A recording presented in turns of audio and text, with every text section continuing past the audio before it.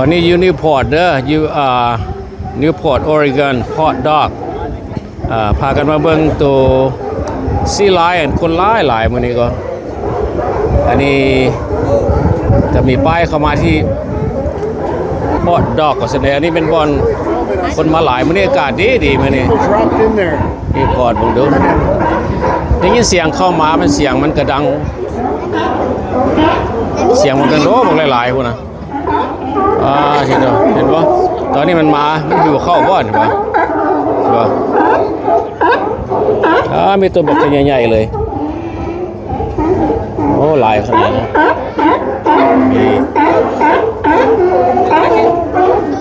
ที่ตัวมาได้ใส่ได้กระเดียกระดอนนี่นะเดี๋ยวตัวซีไลน์มากองกันอยู่นี่เบเดอร์ในรัฐออริกอนนี่ว่าผู้ใดยังมาเบิ่งมาเด้อตอนนี้อากาศตอนนี้ก็เป็นยังดีหลายร้อนมันอาจจะมาตากแดดบ่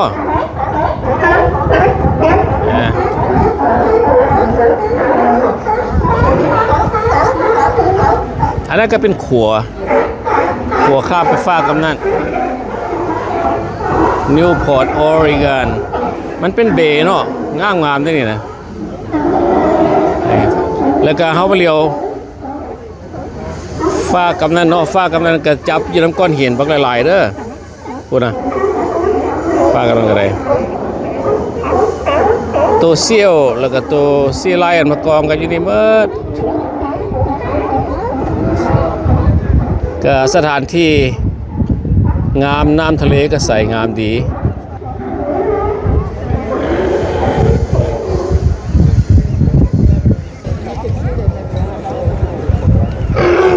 ไปข้าเจ้าก็สร้างเห็ดเป็นดอกบนบ่อนมานอนเนาะตัวบ่อนมานอนเป็นพื้นที่ว่าฟูขึ้นฟูลงเวลาน้ำขึ้นมันก็ฟูขึ้นมาเวลาน้ำลงขึ้นสีขาวๆก็ลุดลงไป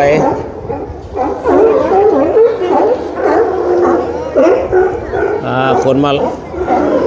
มื้อนี้คือถือว่าโชคดีเนาะเฮามาถือว่าถึกบ่อนมันคันเฮามาแต่พอแลนด์ก็ขับรถก็ประมาณ2 ชั่วโมง2 ชั่วโมงปลายปานนั้นแหละตัวนึงบักหลายกิโล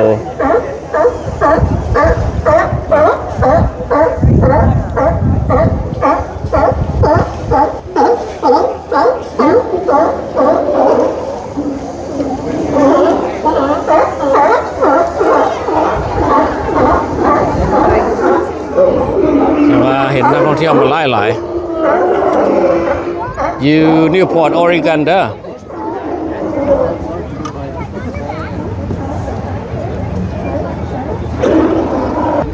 เมืองนี้ก็เป็นเมืองน้อยๆหรอกแต่ว่ามันเป็นบ่อนท่องเที่ยว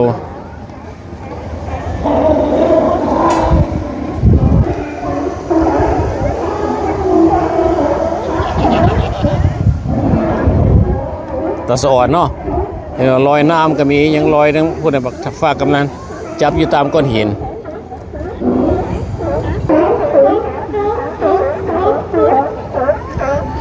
แล้วก็เป็นท่าเหืออีกเนาะเหือบักหลายๆไปนั่นก็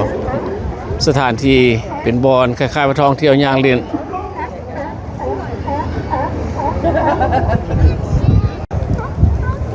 ตอนนี้คือบ่เห็นเขาเจ้าของกินไผ่มันแบบยืดแบบธรรมชาติเลยมันก็หากินปูกินปลา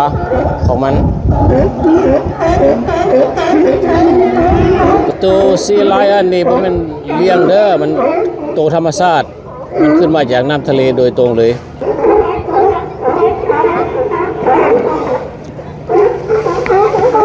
อยู่ในเมืองนี้เพื่อเฮ็ดเป็นบ่อนให้มันอยู่นี่เลย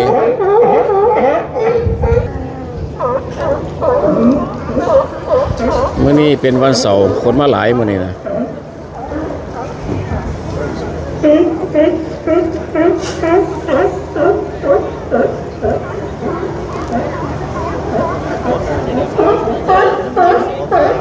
คันผู้ใดหิวข้าวก็ห้านอาหารอยู่เลย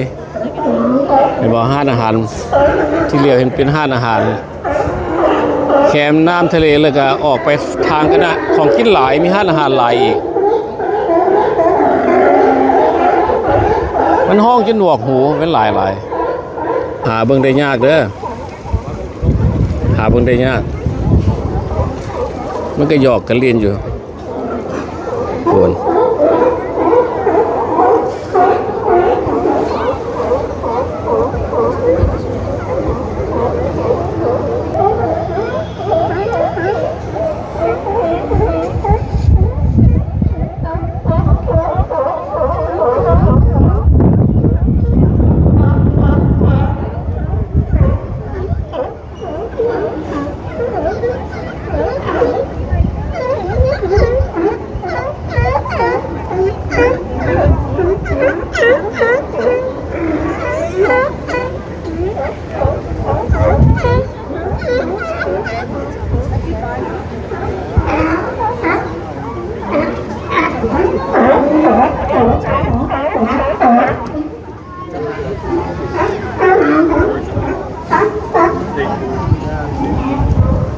I'm sure the mom Hey Eugenia, what they call mermaid? Huh? You see a lot of mermaid today. Sea lions? It's not a mermaid. Sea lion and mermaid. Sea lion and mermaid. เขาว่าป้าแต่ก็ตัวใหญ่อีหลีเนาะ สุดแล้วนี่มาตื่นเต้ามาเศร้าโพดละมันบกขึ้นมันสึกแรงๆจริงว่ามันจะ โอ้ ร้อนแรงอ่ะสุดแล้วมาตื่นเศร้ามันบกขึ้น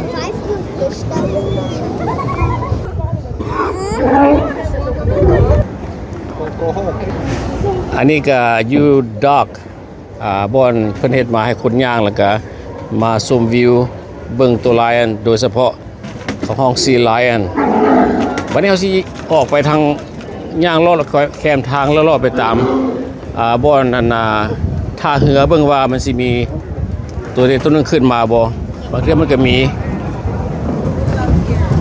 อยู่ออริกอนนี่มีบ่อนท่องเที่ยวหลายเด้อออริกอนเฮานี่โดยเฉพาะยามซัมเมอร์ inside of my no toilet paper. I'm waiting. มันไปสบายเนาะมันบ่หนาวอากาศมันก็เดี๋ยวนี้ก็ได้เรา70ปลายอยู่แถวนิวพอร์ตก็ว่าคากหลายละฮะมื้อนี้อากาศดีมาสิบ่ต้องย่านดอกพาคิงรอดบักหลายๆเด้อบ่อนจอดรถดิทั้งเทิงพวกเขาก็เสียเงินเอาชั่วโมงนึงประมาณ$5ก็ได้จอดตามทางได้ก็ดีแต่ว่าบ่ได้เสียเงินแต่ว่าหักอยากจอดยากแด้ลองยางไปอีกจุดหนึงเบิ่งว่าเป็นอะไรตั้งพากันพาเมียมาพาลูกมาเลาะเล่นเพราะว่ามีเวลาหลาย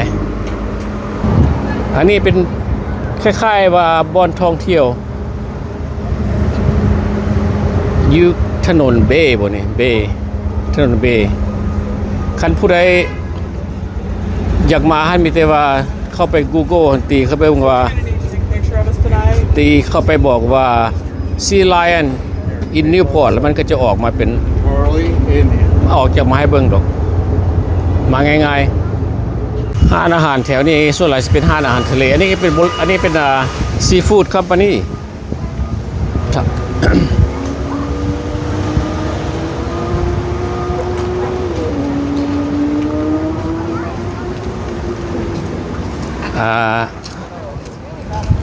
น่าจะเป็นบ่อนซื้ออาหารทะเลได้อันนี้ fresh ตัวนี้เป็นซื้ออาหารทะเลได้วันนี้ fresh salmon แม่นบ่โอ้น่าจะเป็นบ่อนซื้อย่างเขาเบิ่งบ่โอ้บ่อนขายปลาอันนั้นนี่เลยโอ้เฮา fresh tuna ย่างไปเบิ่งนี่ก็เป็นบ่อนขาย seafood company ลงมาตามด็อกเลยเนาะคนมาซื้อสดๆเลยในนี่ก็เป็นหมู่เหือก็มีแต่ลำบักใหญ่ๆเหือหาปลาบ่เหือหาปลาบ่จักว่ามาใส่ได้มาจากพุ่นละจากทะเลพุ่นละก็ยังได้อาหารสดๆมาซื้อเลยขึ้นจากน้ำทะเลมาใหม่ๆมันว่าเขาเจ้าขายมีหยังเด้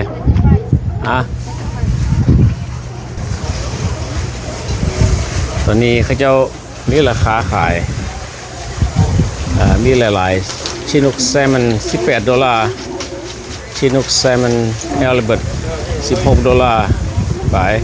อันนี้ Dungeness crab เนาะ Dungeness crab มีแต่บักขนาดเลย Why the crab is up there, Mom? โอ้อันนี้มัน this big ฮะราคาอันนี้ crab Dungeness crab ราคา$13.50ตัวเผาหนึ่งเนาะตัวหนึ่งอาจจะได้เผาไปบ่ เข้าไป ตัวหนึ่งจะได้เผาไป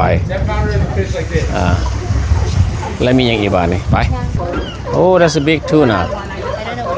It's 22.7 pounds. 22.7 pound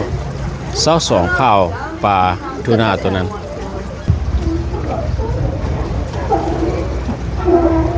ว้าว So October, November. $1.50. บางคนเขาจะซื้อไปหมักละลายก็ถืออยู่ได้พาวหนึ่ง$5ก็ได้ Cash or card? เอาไปเฮ็ดน้ำซอสวาซาบิเงินตัวเหือตัวนี้มีขายปลาสดกับปูปลาทูน่ากับข้าวหนึ่ง$5ไปก็ถือว่าบ่แพงก็เอาไปเฮ็ดวาซาบิก็ได้เอากินกับวาซาบิวันนี้ย่างเลาะๆลงไปลุ่มตึมหน่อยหนึงว่าเป็นแนวไหนเป็นบอนย่างลิ้น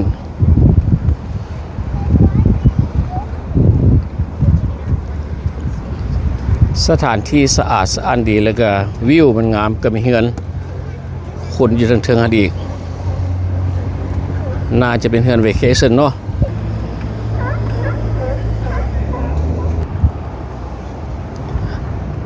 แคมน้ำกระบอนเฮาย่างลิ้นก็มีตั้งนั่งเต็มไปเนาะบืดแต่บ่นั่งลิ้นก็บ่แม่นว่าเฉพาะเฮาสิมาเห็นมาเบิ่งตัวซีไลน์หรือตัวเซี่ยวเท่านั้นเพราะว่าเฮาบรรยากาศแล้วก็ทิวทัศน์งามหลายมันก็หายากเนาะสถานที่แต่ละบ่อนก็ได้ก็บ่คือกันไปแต่ละบ่อนแต่ละที่ก็ความงามก็งามหมดทุกอย่างแต่ว่างามไปคนละแบบมีความแตกต่างกันเนี่ยตอนนั้นก็เห็นลอยยันก็เห็นตัวเซี่ยวลอยยันตัวเขาห้องตัวเซี่ยวภาษาลาวเฮาสิว่าหยังก็แมวน้ำบอกเขาว่าแมวน้ำคือตัวใหญ่แท้คำว่านาคน้ำก็คือว่าตัวใหญ่แท้นั่นติจักสิห้องนี่ใดพากันสันนิษฐานเอาเด้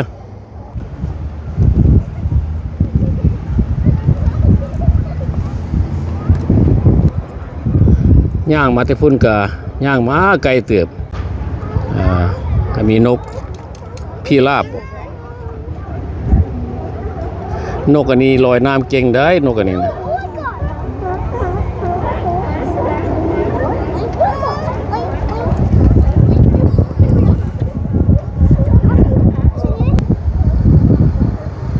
นกอันนี้ก็มีความสุขหลายเบื่อแต่แนวกินนกก็ได้เนาะของกินหลาย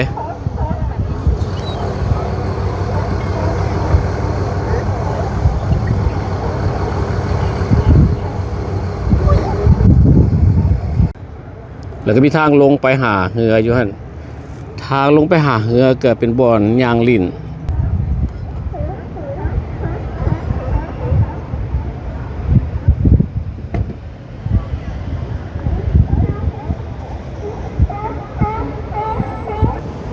ก็มีเป็ดดำน้ำเล่นอยู่หั่นเป็ดนั่นก็เป็ดป่าเป็ดทะเลตอนนี้ก็ย่างมาถึงทางย่างเข้าไป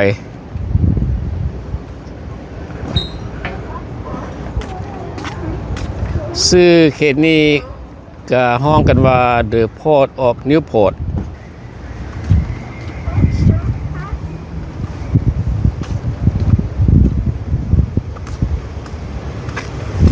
ความสะดวกสบายอยู่ในอเมริกาเนาะขนาดเขาย่างเข้ามาทางบ่อนเหือก็ยังมีถังขี้เหยื่อแล้วก็มีห้องน้ำอยู่นี่คือถือว่าห้องน้ำตัวนี้สำหรับเบาหรือว่านักเท่านั้นถ่ายเบาถ่ายหนักได้ ความสะดวกมีหลาย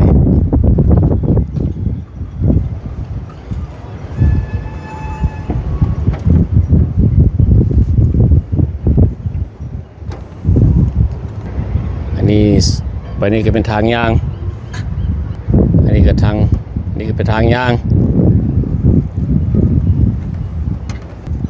ถ้าหากว่ามีเรือแล้วมาจอดอยู่นี่แล้วก็มานอนอยู่นี่ก็ได้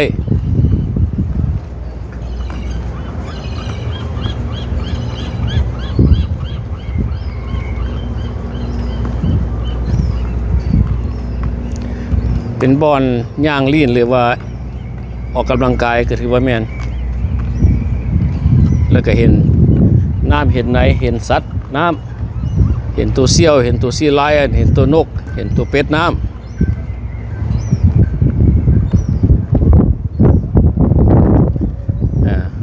เต็มตั้งแต่คนย่างเลาะลีนแถวนี้โอ้ปลาน้อยก็บ้าหลายๆปลาอย่างบูจักเด้อคือซ้ำๆปลาซิวอยู่ลาวเนาะ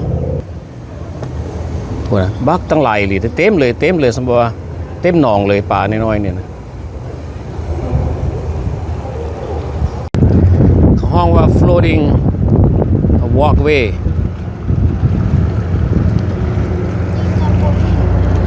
ฮะ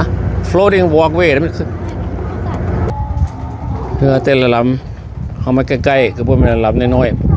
ๆซ้ำเฮือนเลยเต้นละลำนั่น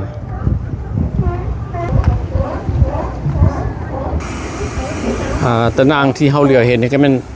ตะนางตึกปูนี่นะตึกกระปูอ้าวอยู่นี่ก็มีตัวซีไลน์อันนี้วะนี่นะอยู่นี่ก็มามันหลายๆมันก็บุญบอนอยู่เนาะเต็มก้อนหินแถวนั้นแล้วก็บอนที่คนหลายๆมันก็เต็มแล้วอันนี้ก็เนี่ยสบายดีซีไลน์อันตัวใหญ่เนาะอย่าไปใกล้เลยลูกมันตื่นน้ำจุ่มเข้ามาใกล้มันตื่นนี่นะตัวใหญ่เลยมันห้องฟื้นๆซะเลยนะใหญ่ไปไกลมันบ่ได้มันตัวใหญ่ซ้ำงัวเลยนะงัวตัวบักใหญ่เลยเด้อตอนนี้มันอยากทักทายเขาบ่พุ่นน่ะอันนี้เมอร์เมดบ่เนี่ยนะพุ่นน่ะเมอร์เมดเป็นเมอร์เมด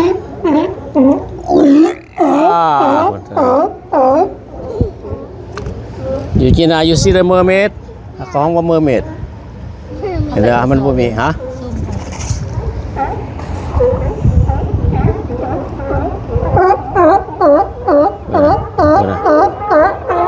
ตอนนี้มันกำลังร้องเพลง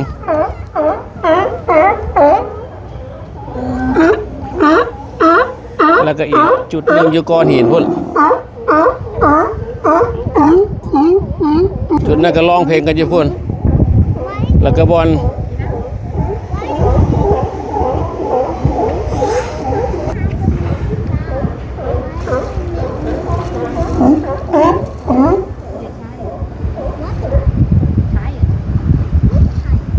ตัวนั้นกำลังลอยน้ำอยู่เพิ่นก็มีความสุขหลาย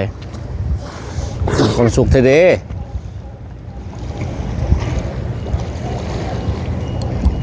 โอ้จัดกันห้องอ่ะใกล้ๆจุ่ม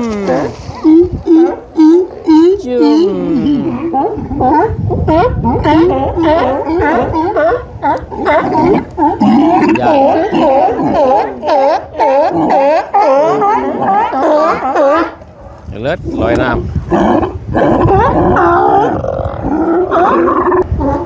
เอาวันนี้ไปก่อนเด้อ Goodbye Mermaid ตอนนี้ก็ถือว่า